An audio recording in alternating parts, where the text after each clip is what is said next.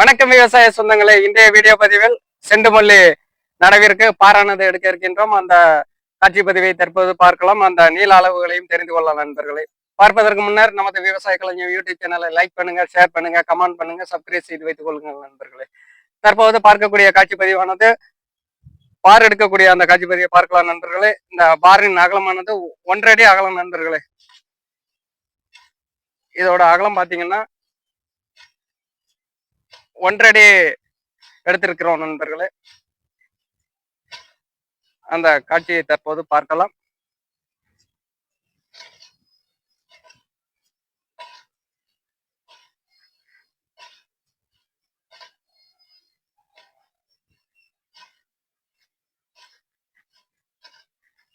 தற்போது இந்த பாரின் அகலம் பாத்தீங்கன்னா 1 அடி. அதே மாதிரி தான் இந்த பள்ள பகுதி பாத்தீங்கன்னா அதுவும் 1 அடி நண்பர்களே.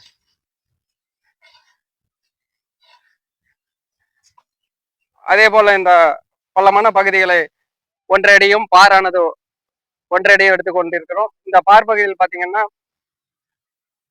1.25 அடி